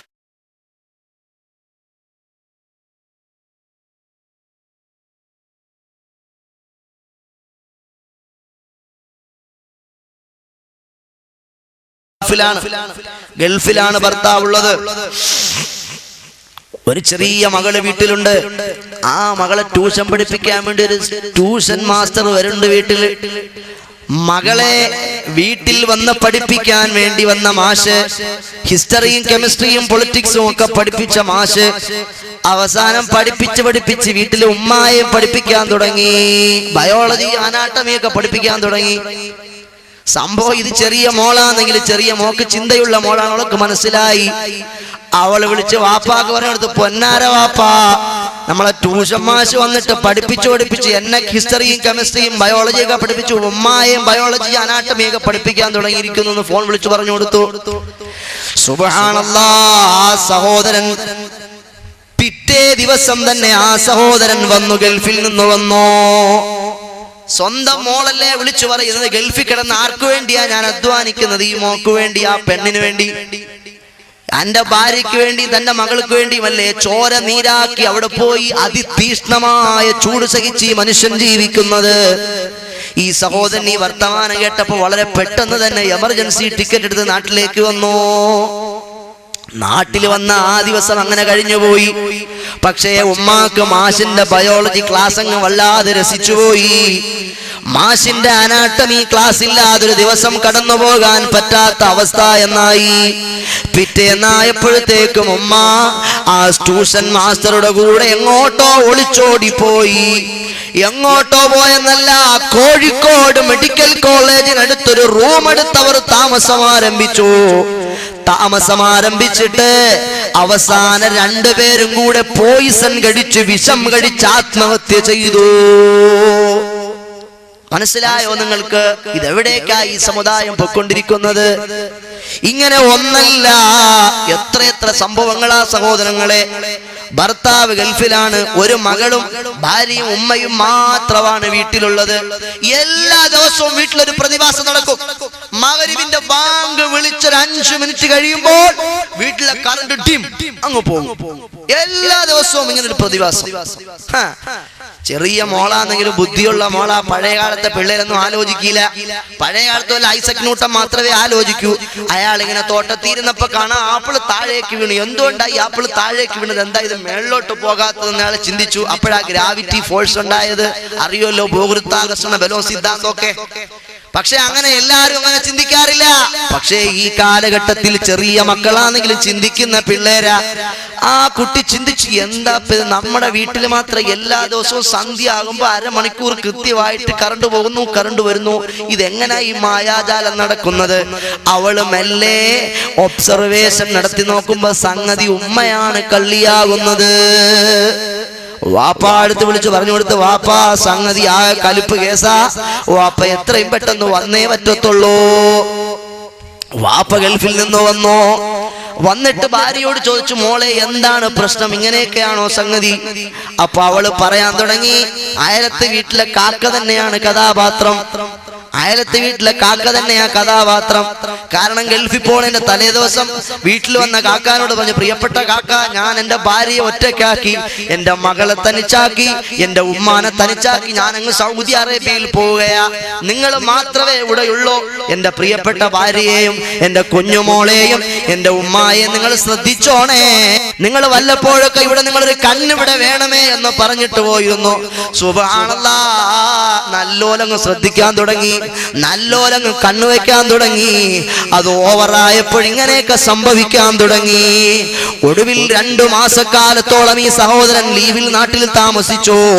അതാ പോകുന്നതിന്റെ ഒരു ദിവസം മുന്നേ മാർക്കറ്റിൽ പോയി ചെമ്മീനും ചാളയും ചൂരയും മത്തിയും കൊഴിയാളയും ഒക്കെ മേടിച്ചുകൊണ്ട് വന്നു. എന്തിനാ? പുറത്തു വരിച്ച് ഗൾഫിൽ കൊണ്ടുപോയി തിന്നാനാ. അങ്ങനെ മാർക്കറ്റിൽ പോയി മീനും മത്സ്യവും ഒക്കെ മേടിച്ചുകൊണ്ട് വന്നു നോക്കുമ്പോ ഭാര്യയെ കാണുന്നില്ല. എവിടെ പോയി, എവിടെ പോയി എന്റെ ഭാര്യ, എവിടെ പോയി? അപ്പൊ മകള് പറഞ്ഞു, പാപ്പാ പോയി പോയി, ഉമ്മ പോയി, ഓന്റെ കൂടെ യാത്രയായി. എന്തൊരു കഷ്ടവാ സഹോദരങ്ങളെ. മാത്രമല്ല മോള് നിർത്തുന്നില്ല. മോള് പറഞ്ഞു, പൊന്നാര വാപ്പാ പെട്ടി പോയി, പാസ്പോർട്ടും ടിക്കറ്റും പണവും അടങ്ങുന്ന പെട്ടി കൂടി അവൾ എടുത്തുകൊണ്ട് പോയിരിക്കുന്നു. അതാ ഈ പാവപ്പെട്ട സഹോദരനുണ്ടല്ലോ, എല്ലാം നഷ്ടപ്പെട്ടു പോയ പ്രിയപ്പെട്ട സഹോദരൻ, തോന്നിവാസം തന്റെ പ്രിയപ്പെട്ട ഭാര്യയുടെ ഭാഗത്തു നിന്നുണ്ടായപ്പോ അതെല്ലാം സഹിച്ച് സഹനത്തോടെ ക്ഷമയോടെ കൈകാര്യം ചെയ്ത പ്രിയപ്പെട്ട പ്രവർത്തകൻ, ആ പ്രിയപ്പെട്ട സ്നേഹിതനുണ്ടല്ലോ, അദ്ദേഹം കൽബ് പൊട്ടി തകർന്ന അവശനായി നടക്കുകയാണ്. അയാൾക്ക് ഗൾഫിൽ പോകാൻ കഴിയുന്നില്ല. അയാളതാ വിഷമിച്ചൊരു മാസം കഴിഞ്ഞു. ആളുകളൊക്കെ കളിയാക്കാൻ, നീ എവിടുത്തുകാരനാടാ, നിന്റെ പെണ്ണുമ്പിള്ള ഓർത്തന്റെ അയലത്തുകാരൻ്റെ കൂടെ അടിച്ചുകൊണ്ടുപോയി, അമ്മ അടിച്ചുകൊണ്ടുപോയി, നീ എന്തുവാടാ കഴിവുകെട്ടോനാന്നോടാ നീ? അങ്ങനെ അയാൾ നാട്ടുകാർക്കിടയിൽ ഒരു ഹാസ്യ കഥാപാത്രമായി മാറി. അവളെ പറ്റിയൊരു വിവരവും ലഭിക്കുന്നില്ല. എല്ലാവരും തന്നെ പരിഹസിക്കുന്നു, എല്ലാവരും തന്നെ ആക്ഷേപിക്കുന്നു, എല്ലാവരും തന്നെ അധിക്ഷേപിക്കുന്നു. സഹിക്കാൻ കഴിയുന്നില്ല.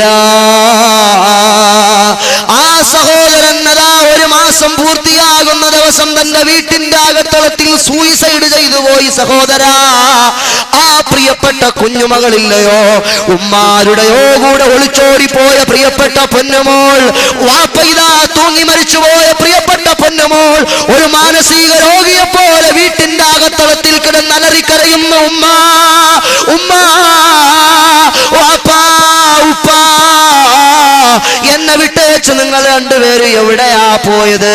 ചെറിയ പൊന്നുമോളുണ്ടല്ലോ, സ്കൂളിൽ 6ാം ക്ലാസ്സിൽ പഠിക്കുന്ന പൊന്നുമോൾ, 11 വയസ്സ് മാത്രം പ്രായമുള്ള കുഞ്ഞുമോൾ, ഒരു ഭ്രാന്തിയെ പോലെ വീട്ടിന്റെ അകത്തളത്തിൽ അലമുറയിട്ട് നിലവിളിക്കുകയാണ്. ആരാണ് ഇതിന് ഉത്തരവാദി? ആരാ ഇതിന് സമാധാനം പറയേണ്ടത്? എന്റെ പ്രിയപ്പെട്ട സമൂഹത്തിലെ ചെറുപ്പക്കാരും എന്റെ യുവാക്കളും വളരെ കാർക്കശ്യത്തോടെ ആലോചിക്കേണ്ട, ഗൗരവത്തോടെ ചിന്തിക്കേണ്ട വിഷയമാ. ഇതൊന്നും അവസാനിക്കുന്നില്ല.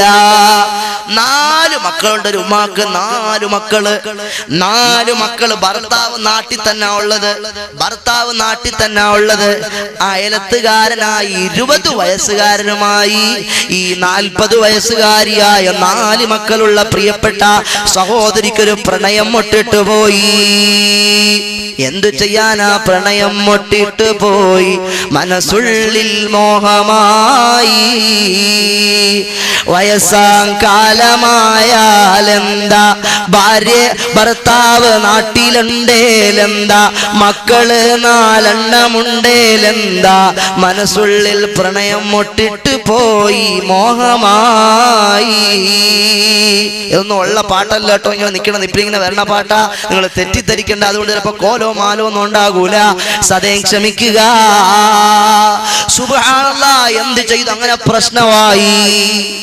ആ പ്രിയപ്പെട്ട സഹോദരൻ 20 വയസ്സ് പ്രായമുള്ള തന്റെ മൂത്ത മകനോളം പ്രായമുള്ള ആ ചെറുപ്പക്കാരനുമായി 40 വയസ്സുകാരിയായ പെണ്ണുങ്ങൾക്ക് പ്രണയമുണ്ടായി. ഒടുവിൽ എന്ത് ചെയ്തു? പ്രശ്നമായി. രണ്ടുപേരും ഒളിച്ചോടിപ്പോയി. എങ്ങോട്ടോ ഒളിച്ചോടിപ്പോയിട്ട് അപ്പുറത്തുള്ള ഏതോ ഒരു നാട്ടിൽ രഹസ്യമായി താമസിക്കുന്നു എന്ന് വിവരം കിട്ടി. ഇവരവസാനം കേസായി പൊല്ലാപ്പായി കോർട്ടിലെത്തിയപ്പോ മറ്റവൻ പറഞ്ഞു, എടി ആ കൊച്ചു മക്കളതാ 4 മക്കളും നിരന്നു നിന്ന് കരയുന്നു, ഉമ്മ നിങ്ങൾ തിരിച്ചു വരണം ഉമ്മ എന്നും പറഞ്ഞു. എന്നാലും ഉമ്മ എന്തൊക്കെ തോന്നിവാസം കാണിച്ചാലും ഉമ്മ ആവൂലല്ലോ. ഈ 4 മക്കളിൽ നിന്ന് കരയാൻ തുടങ്ങി. ഉമ്മ നിങ്ങൾ ഞങ്ങളെ കൂടെ വരണം ഉമ്മ. ഭർത്താവാണെങ്കിൽ എല്ലാം നഷ്ടപ്പെട്ടവനെ പോലെ ഇങ്ങനെ നിൽക്കുന്നു. ആ ചെറുക്കൻ പറഞ്ഞു, 20 വയസ്സായ ചെറുക്കൻ പറഞ്ഞു, എന്റെ പൊന്നാര പെങ്ങളെ നിങ്ങൾ അയാളെ കൂടെ പൊയ്ക്കോ, ആ മക്കൾ നിലവിളിക്കുന്നുണ്ടില്ലേ, നിങ്ങളിപ്പോ എന്റെ കൂടെ വന്നില്ലേ, എനിക്ക് പ്രശ്നമൊന്നുമില്ല അവൻ പറഞ്ഞു. 20 വയസ്സുകാരനായ കാമുകൻ പറഞ്ഞു, എന്നാൽ ആ പ്രിയപ്പെട്ട 40 വയസ്സുകാരിയായ പെങ്ങള് പറഞ്ഞു, വേണ്ട മക്കളെ വേണ്ട എനിക്ക്, ഭർത്താവേ വേണ്ട എനിക്ക്, നിന്ന മതി മോനെ.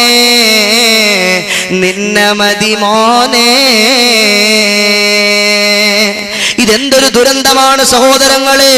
കോടതി വരാന്തയിൽ വെച്ച് എത്രയോ പ്രിയപ്പെട്ട സഹോദരിമാർ, 18 വയസ്സായ 18 വയസ്സ് പൂർത്തിയായ പ്രിയപ്പെട്ട സഹോദരിമാർ, ഈ സമുദായത്തിലെ ഹാജിയാക്കന്മാരുടെ മക്കൾ, മുസ്ലിയാക്കന്മാരുടെ മക്കൾ, ഈ സമുദായത്തിലെ അഡ്രസ്സും ഈ സമുദായത്തിലെ ഐഡന്റിറ്റിയും പേര് ജീവിക്കുന്ന ഈ സമുദായത്തിലെ പെൺമക്കൾ കോടതിയുടെ വരാന്തയിൽ വെച്ച് അന്യമത സഹോദരന്റെ കയ്യിൽ പിടിച്ചിട്ട്, ഇത്രയും കാലം എന്നെ പോറ്റി വളർത്തിയ, ഇത്രയും കാലം എനിക്ക് അന്നം നൽകിയ, ഇത്രയും കാലം എനിക്ക് ജീവിതം നൽകിയ എന്റെ പ്രിയപ്പെട്ട ഉമ്മായ എനിക്ക് വേണ്ട, എന്റെ വാപ്പാനെ എനിക്ക് വേണ്ട, എന്റെ അശോകേട്ടനെ മാത്രം എനിക്ക് മതി, അതല്ലെങ്കിൽ എന്റെ ഫത്താഹിക്കായ മാത്രം എനിക്ക് മതി എന്ന് പറഞ്ഞ് എവിടെ നിന്നോ കയറി വന്ന ഒരു തന്റെ കൈക്ക് പിടിച്ച് കോടതി വരാന്തയിൽ വെച്ച് ഉമ്മാനെ കണ്ണീര് കുടിപ്പിച്ച്, വാപ്പാനെ കണ്ണീര് കുടിപ്പിച്ച് ഇറങ്ങിപ്പോകുന്ന എത്ര പെൺകുട്ടികളായി സമുദായത്തിലുള്ളത്.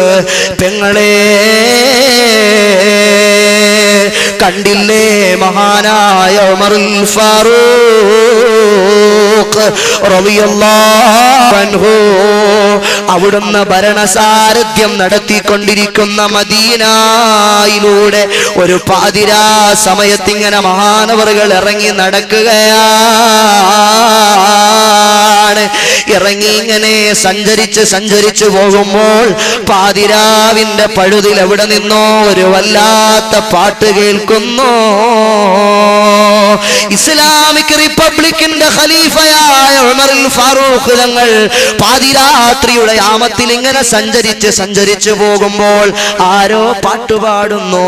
എവിടെ നിന്നോ ശോകാർദ്രമായൊരു പ്രേമഗാനം ആരോ ആലപിക്കുന്നു. ഉമറുൽ ഫാറൂഖ് തങ്ങൾ കാതോർത്ത് നോക്കി, എവിടുന്നാ ശബ്ദം കേൾക്കണത്, എവിടുന്നാ പാട്ട് കേൾക്കണത്? മെല്ലെ മെല്ലെ പാട്ട് കേട്ട താഴ്വാരയിലേക്ക് നടന്ന് ചെല്ലുന്നു. ഒരു ചെറിയ താഴ്വാരത്ത് ഒരു ചെറിയ കുടിലിന്റെ അകത്തളത്തിൽ നിന്നും ഒരു മധുര 17കാരിയായ പെണ്ണിന്റെ പാട്ടാണ്. തതാവാല ഹാദൽ ലൈലു ഫഹ്തസ്സ ജാനിബു فأراقني الله خليل نلاعب فوالله لولا الله تخشى عواقب لحراك من هذا سريري جوانب تطاول هذا الليل فاغتز جانبه. ഈ രാത്രിയത്തെ സുദീർഘമാണ്. ഒരു വീട്ടിന്റെ അകത്തളത്തിൽ ഏകാഗിയായ ഒരു മധുര 17കാരിയായ പെണ്ണ് പാടുകയാണ്. ഈ രാത്രി എത്ര സുദീർഘമാണ്. എന്തുകൊണ്ടാണ്? കിഴക്കൻ ചക്രവാള സീമയിൽ മദീനയിൽ സൂര്യൻ ഉദിക്കാത്തത്?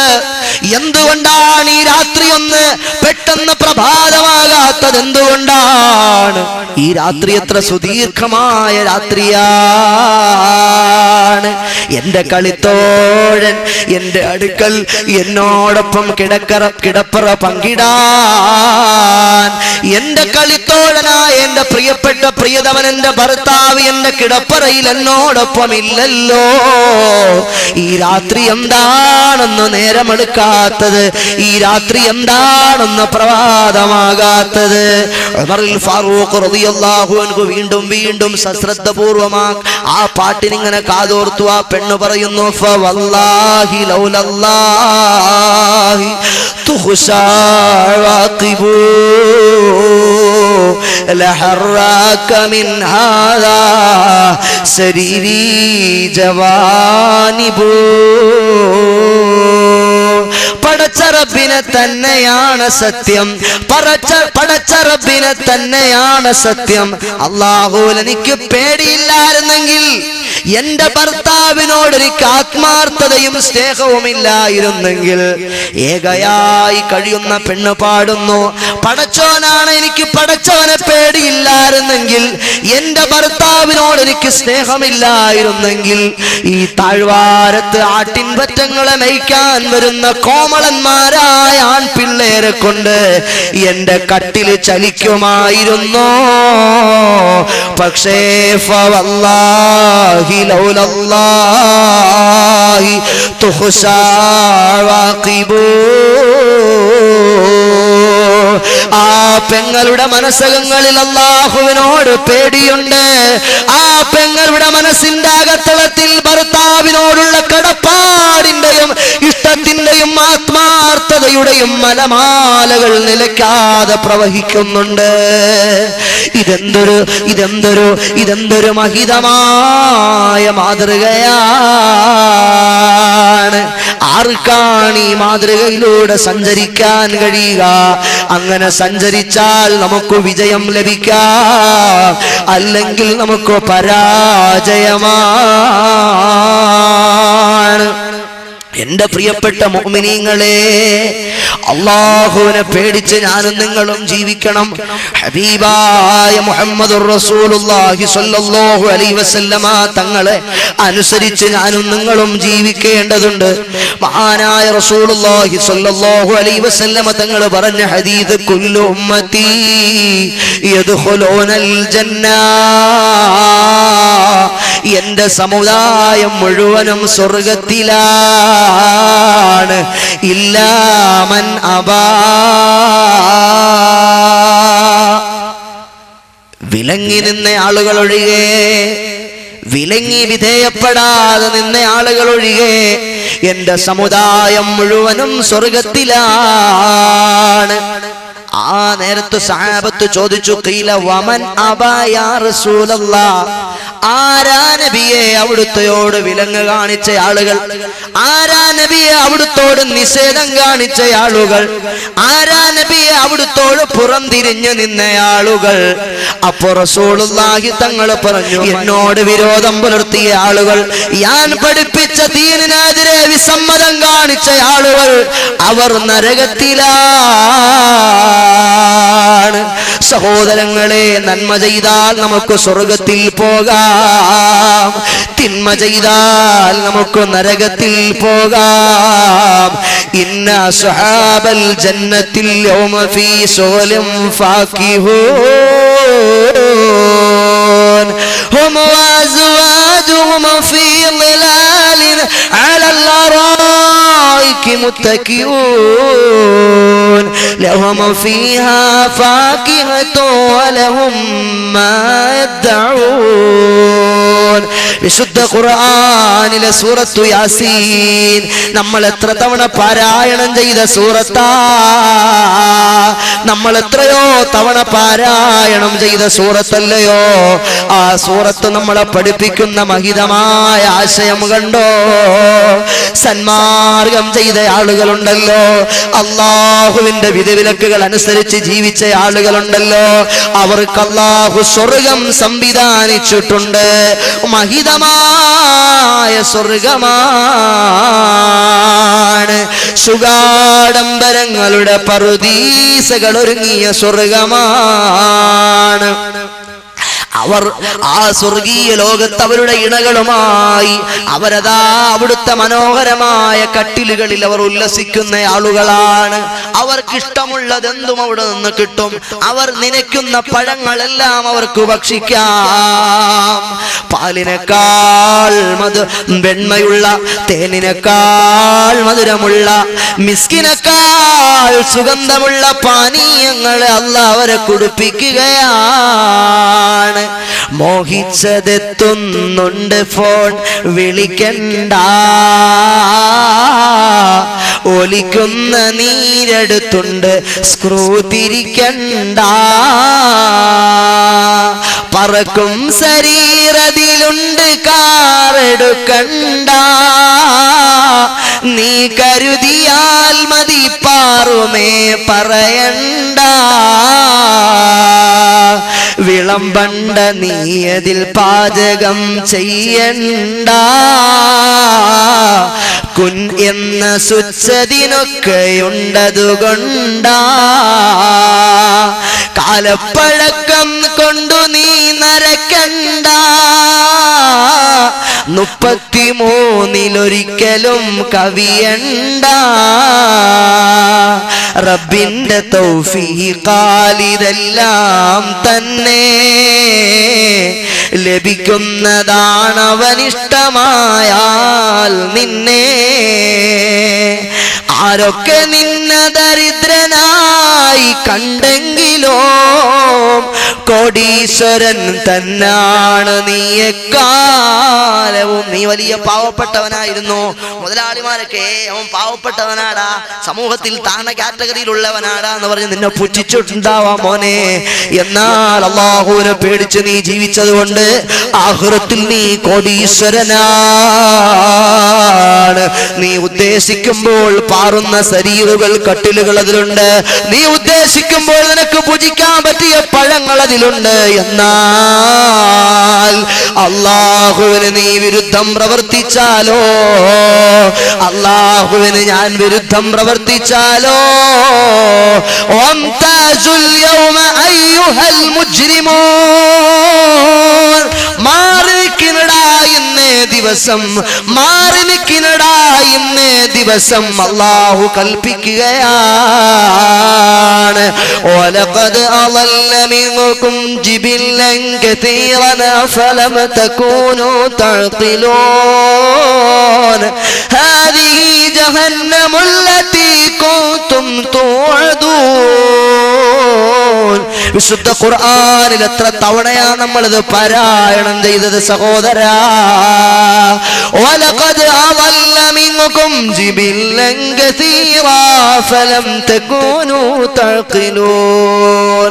വല്ലാതെ അതിർലംഘനം ചെയ്തു പോയല്ലേ, എന്നെ നീ അനുസരിച്ചില്ലല്ലോടാ, എന്നെ നീ അനുസരിച്ചില്ലല്ലോടാ.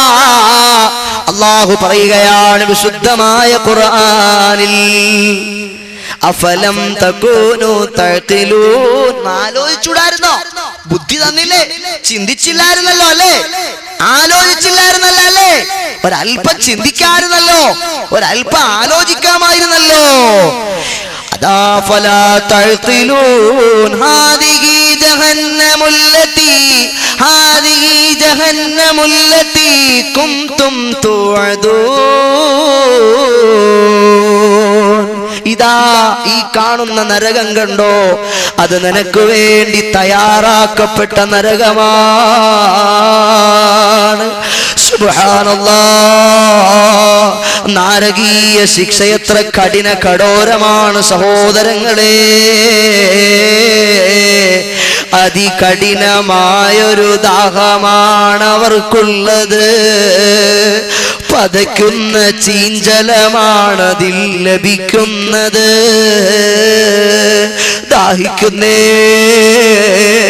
ദാഹിക്കുന്നേ, ഞങ്ങൾക്ക് വെള്ളം തരണേ, ഞങ്ങൾക്ക് വെള്ളം തരണേ എന്നിങ്ങനെ നിലവിളിച്ച് നരകീയവാസികൾ ഇങ്ങനെ നിലവിളിക്കുന്ന നേരത്ത് അതാ പടച്ച റബ്ബ് ഒരു പ്രത്യേക ചീഞ്ചലം അവർക്ക് കുടിക്കാൻ കൊടുക്കുന്നു. അതിങ്ങനെ കുടിക്കാൻ വേണ്ടി അതിന്റെ പാത്രം ഇങ്ങനെ അടുപ്പിക്കുമ്പോഴോ ചൂടേറ്റു മുഖമെല്ലാം ഉടൻ കരിയുന്നതാ, തലമുടി കരിഞ്ഞതിലുള്ള തോലിളകുന്നതാ. ആർക്കാണ് ശിക്ഷയെ തടയാൻ കഴിയുക? ലിമനിൽ മുൽക്ക്, ആർക്കാണ് അധികാരം? ആർക്കാണ് അധികാരം? അല്ലാഹ് ചോദിക്കുന്ന ഭയാനകമായ ആഖിറമുണ്ടല്ലോ. ജബ്ബാറായ മാലിക്കുൽ മുലൂക്കായ പടച്ച റബ്ബ് നമ്മളെ ശിക്ഷിക്കാൻ തുനിഞ്ഞാൽ ആർക്കാണ് നമ്മളെ രക്ഷപ്പെടുത്താൻ കഴിയുക? ആർക്കാണ് അവിടെ രക്ഷപ്പെടാൻ കഴിയുക? ഒരു വക്കീലിന്റെ വാദവും അവിടെ ജയിക്കില്ല, ഒരു മുതലാളിയുടെ പണവും അവിടെ വില പോകില്ല, ഒരു പൊളിറ്റിക്കൽ ലീഡറുടെ സ്വാധീനവും അവിടെ ജയിക്കില്ല, ഒരു പണ്ഡിതന്റെ സ്വാധീനവും അവിടെ ജയിക്കില്ല. അല്ലാഹ് ചോദിക്കുന്നു, ഇന്ന് ദിവസം ആർക്കാണ് അധികാരമുള്ളത്? ഇന്നലെ പ്രൈം മിനിസ്റ്റർക്ക് അധികാരമുണ്ടായിരുന്നു, മിനിസ്റ്റർക്ക് അധികാരമുണ്ടായിരുന്നു. അതുപോലെ രാഷ്ട്രീയ നേതാക്കന്മാർക്കും മേലാളന്മാർക്കും പോലീസ് ഡിപ്പാർട്ട്മെന്റിലെ ആളുകൾക്കും IG-മാർക്കും DGP-മാർക്കും അധികാരമുണ്ടായിരുന്നു, മിലിറ്ററിക്ക് അധികാരമുണ്ടായിരുന്നു. ഇന്ന് ആർക്കാണ് അധികാരമുള്ളത്? ഞാനാണ് അധികാരി. ഇവിടെ ഒരു അധികാരിക്കും ഇന്ന് അധികാരമില്ല. അതീശാധികാരങ്ങളുടെ അധികാരിയായ, അതീശാധികാരങ്ങളുടെ മുഴുവനും അധികാരിയായ രാജാവായ, അധികാരികളുടെ അധികാരിയായ, അധികാരം പുലർത്തുന്ന അധികാരി അല്ലാഹു റബ്ബുൽ ഇസ്സത്തിനല്ലാതെ അന്നേ ദിവസം ആർക്കും അധികാരമില്ല. നാരകീയമായ ശിക്ഷയിലേക്ക് എന്നെയും നിങ്ങളെയും പടച്ച റബ്ബ് വലിച്ചെറിഞ്ഞാൽ, ആ വെള്ളം ഇങ്ങനെ നമ്മൾ കുടിച്ചാൽ, നരകത്തിൽ നിന്ന് നമുക്ക് കുടിക്കാൻ തരുന്ന ജലം ഇങ്ങനെ കുടിച്ചു പോയാൽ, ഉള്ളിൽ കടന്നാൽ കുടലുകൾ ഞുറുങ്ങുന്നതാ, പിന്ദ്വാര വഴിയത് മുഴുവനും ഒഴുകുന്നതാ. നരകത്തിലുണ്ടേ ആഴമേറിയ കുണ്ടുകൾ, വിഷം മൂത്ത പാമ്പതിലുണ്ട് ഉഗ്രൻ തേളുകൾ. കാള പോലെ വലിപ്പമുള്ള തേളുകൾ അതിനകത്തുണ്ട്, വലിയ സർപ്പങ്ങൾ അതിനകത്തുണ്ട്. ഇതൊക്കെ പറയുമ്പോൾ കുറച്ചൊക്കെ പണവും പത്രാസും വിദ്യാഭ്യാസവും ഒക്കെ ഉള്ള ആളുകൾ ചിന്തിക്കുകയാണ്, ഇതൊക്കെ കള്ളവല്ലേ മുസ്ലിയാരെ, ഇതൊക്കെ കള്ളക്കഥകളല്ലേ മുസ്ലിയാരെ. അനുഭവങ്ങളാണ് മോനെ നിനക്ക് പാഠങ്ങളുള്ളത്. അബൂജഹലിന്റെ അടുത്ത് റസൂലുള്ള ചന്ദ്രൻ രണ്ടാക്കി പിളർത്തി കൊടുത്തപ്പോ അബൂജഹൽ പറഞ്ഞു, ഇത് മായാജാലമാണ് മുഹമ്മദേ, നീ ചന്ദ്രനെ പിളർത്തിയിട്ടില്ല.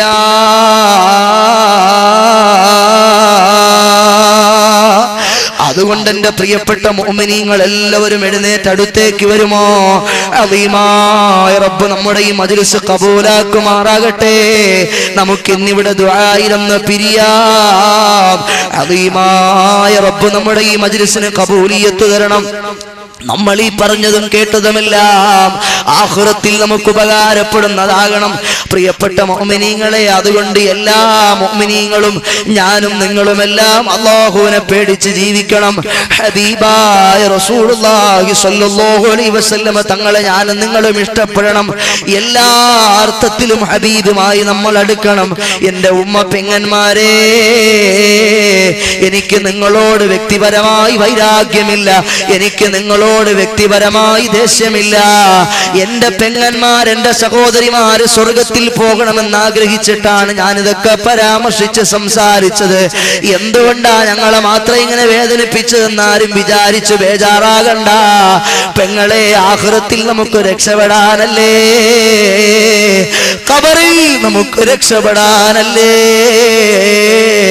ഈ പാവപ്പെട്ടവന്റെ വാദ കേട്ടിട്ട് എന്റെ പെങ്ങൾക്ക് എന്തെങ്കിലും അതാ ദീനിയായി ജീവിച്ച് ഔറത്ത് മറച്ച് പടച്ച റബ്ബിനെ പേടിച്ച് അള്ളാഹുവിന് ഇഷ്ടമില്ലാത്തത് ഹബീബിന് ഇഷ്ടമില്ലാത്തത് വെടിഞ്ഞിട്ട് എന്റെ ചെറുപ്പക്കാരും എന്റെ മജ്‌ലിസിൽ വന്ന ആളുകളും നല്ലൊരു ജീവിതം നയിച്ചാൽ ഇവിടെ വെച്ച് നമ്മൾ സംഗമിച്ചതുപോലെ സ്വർഗത്തിലും നമുക്ക് സംഗമിക്കാൻ അള്ളാഹു ഭാഗ്യം തന്നെ അനുഗ്രഹിക്കും. എന്റെ പ്രിയപ്പെട്ട മുഅ്മിനീങ്ങൾ എല്ലാവരും ആത്മാർത്ഥമായി അള്ളാഹുവിനെ പേടിക്കണം. ഒന്നാമതും രണ്ടാമതും മൂന്നാമതും എല്ലാ അർത്ഥത്തിലും കൃത്യമായി 5 നേരം നിസ്കരിക്കണം. ആരും പലിശ ഇടപാടുമായി ബന്ധം നടത്തരുത്, ആരും കള്ളു കുടിക്കരുത്, പെണ്ണ് പിടിക്കരുത്, തോന്നിവാസം ചെയ്യരുത്, ഒരു സഹോദരനെയും അന്യായമായി ആക്രമിക്കരുത്. അൽ മുസ്ലിമു മൻ സലിമൽ മുസ്ലിമൂന മിൻ ലിസാനിഹി വയദിഹി വഫീ റിവായത്തുൻ ഉഖറാ ലി അഹ്മദിൻ അൽ മുസ്ലിമു മൻ സലിമൻ നാസു മിൻ ലിസാനിഹി വയദിഹി. നമ്മൾ പൂർണ്ണനായ മുസ്ലിം ആകണമെങ്കിൽ ഒരു മുസ്ലിം സഹോദരനോ ആയിക്കോട്ടെ അമുസ്ലിം സഹോദരനോ ഒരു മനുഷ്യനെയും നിങ്ങൾ വേദനിപ്പിക്കാൻ പാടില്ല. നമ്മുടെ നാവ് കൊണ്ടൊരു മനുഷ്യനും വേദനിക്കരുത്, നമ്മുടെ കൈ കൊണ്ടൊരു മനുഷ്യനും വേദനിക്കരുത്. അങ്ങനെ വേദനിച്ചാൽ നമ്മൾ മുസ്ലിം അല്ലെന്ന് മുഹമ്മദുർ റസൂലുള്ളാഹ് സ്വല്ലല്ലാഹു അലൈഹി വസല്ലമ തങ്ങൾ പഠിപ്പിക്കുന്ന മഹിതമായ ആശയവും ആദർശവും അതാണ്. അതുകൊണ്ട് എല്ലാ അർത്ഥത്തിലും നമ്മൾ അല്ലാഹുവിലേക്ക് മടങ്ങണം. അലീമായ റബ്ബ് നമ്മൾ എന്തൊക്കെ താന്തോന്നിവാസം കാണിച്ചിട്ടും എന്തൊക്കെ ധിക്കാരം കാണിച്ചിട്ടും എന്തുകൊണ്ടാ പടച്ച റബ്ബ് എന്നെയും നിങ്ങളെയും ഒന്നും പിടിച്ച് ശിക്ഷിക്കാത്തത്? നമ്മൾ വിചാരിക്കും പടച്ചോൻ ഇതൊന്നും അറിയാത്തത് കൊണ്ടാണ്.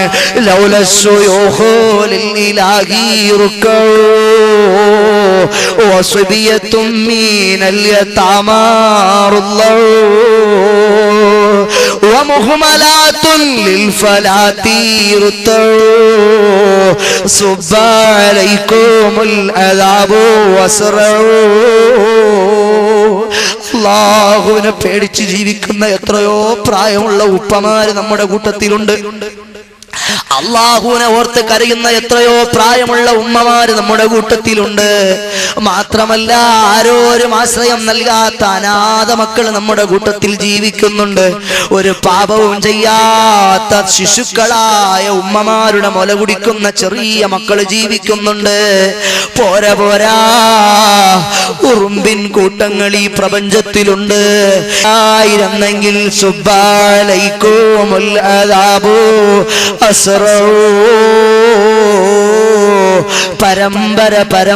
പരമ്പരയായി അളീമായ റബ്ബിന്റെ പരീക്ഷണങ്ങളും അദാബുകളും തോന്നിവാസം ചെയ്ത നമ്മളെ, തെറ്റു ചെയ്ത നമ്മളെ കടന്നു പിടിക്കുമായിരുന്നു. അവരുള്ളത് കൊണ്ടാണ് നമ്മളൊക്കെ ഇങ്ങനെ സേഫ്റ്റി ഫുള്ളായി ജീവിതം നയിക്കുന്നത്. അതുകൊണ്ട് എല്ലാ മുഅ്മിനീങ്ങളും അളീമായ പടച്ച റബ്ബിലേക്ക് മടങ്ങണം. എന്റെ കരളിന്റെ കഷ്ണങ്ങളായ യുവാക്കളെ, ദീനനുസരിച്ച് ഞാനും നിങ്ങളും ജീവിക്കുമ്പോൾ ആഖിറത്തിൽ അല്ലാഹു വലിയ പദവി തരും. ഏത് പെണ്ണ് മാടി വിളിച്ചാലും ദഅതു ഇംറാത്തുൻ ദാതു മൻസിബിൻ വജമാലിൻ ഖാല ഇന്നി അഖാഫുല്ലാഹ്. കുലവതിയായ സൗന്ദര്യമുള്ള പെണ്ണ് വിളിക്കുമ്പോ മോളെ എനിക്ക് അല്ലാഹുവിനെ പേടിയുണ്ടടി എന്ന് പറഞ്ഞാൽ സബഅത്തു യുദില്ലുഹുമുല്ലാഹു യൗമ ലാ ദില്ല ഇല്ലാ ദില്ലുഹു. റസൂലുള്ള നാളെ പരലോകത്ത് 7 ആളുകൾക്ക് തണല് കിട്ടുമെന്ന് പറഞ്ഞിട്ടുണ്ട്. അതിലൊരാള് ഒരു സുന്ദരിയായ സൗന്ദര്യവതിയായ പെണ്ണ് വ്യഭിചരിക്കാൻ വിളിക്കുമ്പോ അവൻ എല്ലാ അവസരവും ഒത്തു വന്നിട്ട് അവൻ പറയുന്നു എനിക്കാരോഗ്യം തന്ന, എനിക്കെല്ലാം തന്ന അളീമായ റബ്ബിനെ എനിക്ക് പേടിയുണ്ട് മോളെ എന്ന് പറഞ്ഞൊരു ചെറുപ്പക്കാരൻ ഒഴിഞ്ഞു മാറിയാൽ മോനെ നിനക്ക് നാളെ അർശിന്റെ തണല് വാഗ്ദാനം ചെയ്തത് ഞാനല്ല, സാദിഖുൽ മസ്ദൂഖായ മുഹമ്മദുർ റസൂലുള്ളാഹ്. സ്വല്ലല്ലാഹു അലൈഹി വസല്ലമ തങ്ങളാണ്. നബി കള്ളം പറയുമോ? നബി കള്ള വാഗ്ദാനം നമ്മളോട് നടത്തുമോ? മുസ്ലിമീങ്ങളെ ആലോചിച്ചു നോക്കുക.